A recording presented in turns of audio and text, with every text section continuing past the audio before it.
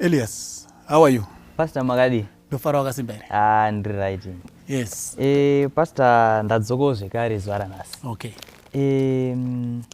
Pana ndichiverenga Bible ndakasangana nevhesi rekuna Romans chapter 14 verse 5. Romans chapter 14 verse 5. Okay. Ndoda kuti tiriverenge mumondibetserawo panapo. All right.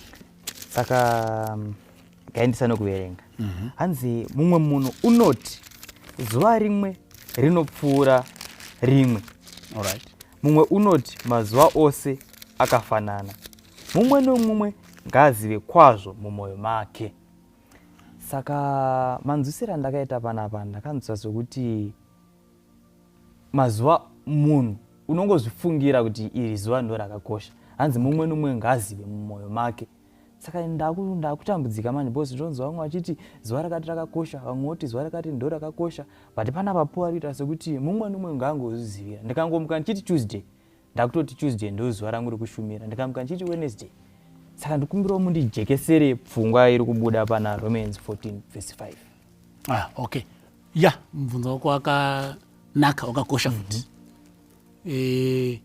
Chekutanga chandoda kuti tijekese Elias ndechekuti kazhinji kacho kwete kazhinji kacho nguva dzose tichiverenga Bhaibheri ngatidzidzei kuziva kuti tinofanira kutanga tazvibvunza kuti vanhu vakararama munguva iyi vairarama sei. What were their challenges? Vaidyei, vairapai, vaimwei. Zvingafanana here nezvedu nhasi. Patinorara ndo pakafanana nepavairara. Zvatinomwa inonzi historical background. It's very important when you want to appreciate the truths dziri mukati meBible. Saka kuna vhesi yawaverenga iyi inoita sekuti maproblems atinawo isusu nhasi in regards days of worship ndo aiva nevanhu vemazuva ivawo. Saka ndokusaka uri kuona uri kuita problem. But chandoda kutanga kutaura Elias ndechekuti hazvisiri izvo. Tofanira kutobvunza kuti Paul paataura nyaya yemazuva, mazuva acho ainetsana vanhu nguva iyoyo ndeapi? Ndiwo here mazuva atiri kunetsana isusu nguva inoi? Because isi mazuva ano aitinonetsana nenyaya yekuti Sabbath here, Sunday here, Friday here. Saka tinoda kuziva kuti ndizvo here zvaiitika nguva yaPaul. Kuti vainetsana here nenyaya yekuti Sabbath, Sunday, Friday. Ende ndoda kuti tiverenge mukati meBible to appreciate the historical background to that question. Inopindura mubvunzo kuti ndapi mazuva acho ari kunzi naPaul, umwe anoti iro rakakosha, umwe achiti iro rakakosha. Saka kuenda kuna Acts chapter 14, ndikandange pachapter 13 verse 14, 42 ne44. Verse 14 inoti iyo, from Perga they went on to Pisidian Antioch. On the Sabbath they entered the synagogue and sat down. Okay? Ndiwana Paul, they sat down mu synagogue on the Sabbath. Verse 42 inoti iyo, and when the Jews were gone out of the synagogue, the Gentiles besought that these words might be preached to them the next Sabbath. So both Jews and Gentiles were worshipping on a Sabbath. Ukarenga verse 44 yacho inobva yati, and the next Sabbath they came almost the whole city to hear the word of God. Almost the whole city. The whole city. Kana whole city it means munhu wese. Avasunetsana yakaisiri issue yeSabbath. Yakaisiri issue yeSabbath. Tazina kuna Acts chapter 16 verse 13 inotaura the same thing. It was on a Sabbath takaenda panze kurwizi pataifanira kunamatira nevanhu vese. Acts chapter 17 I think verse 2 inotaura kuti Paul as his custom was he went into the synagogue on the Sabbath. Acts chapter 18 verse 4 they reasoned vakakumbira kuti zvinhu zvitaurwa the next Sabbath, and for 3 continuous Sabbaths vakauya vachinzwa shoko. Saka kona haisi problem yezuva rekunamata. Saka Paul parotaura kuti umwe anoti zuva iri, umwe achiti zuva iro, which means tauda kubvunza kuti saka mazuva api ainetsera vanhu? Because vese it's apparent vese they agreed on Sabbath as the day of worship. Saka ari kunetsa ndeapi?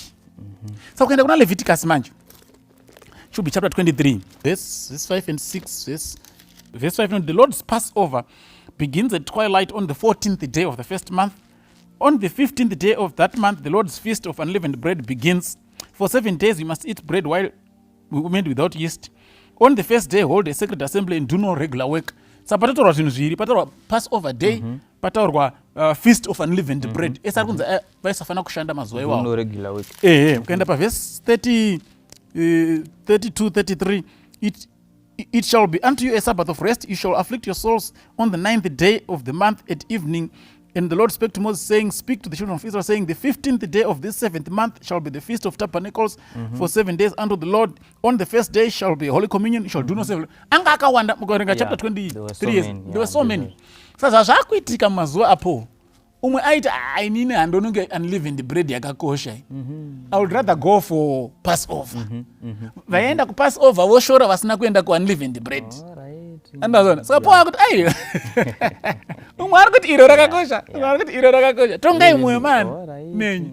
So unfortunately it had nothing to do with the Sabbath. With the Sabbath. That's his name is Sabbath. Angari ma festive days.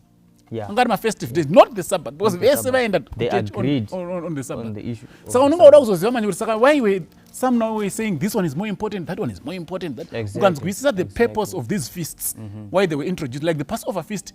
Yainongedza kuna Jesu Kristu. Christ is our Passover lamb. Paul says so. And that's one. Feast of unleavened bread, chingwa chisina yeast. Yeast is a symbol of sin. Saka it pointed to the body of Christ, which was, nailed on the cross for all of us. And that's one. Feast of Pentecost, I celebrate a harvest. So mwaita chakanyokosha ruponeso. Ndikaenda kuPassover ne unleavened bread. Zvenye zvekufa celebrate harvest hazina basa. Kutambisa nguva. Vachishorana. So you cannot fit in the Sabbath, the 7th day Sabbath on these feasts now. Because mamma feasts esaka we achipointa kuna Kristu. Yet the Sabbath day was a pointer of God's creative act. Because for in 6 days God created heaven and earth. So it had nothing to do with Jesus Christ.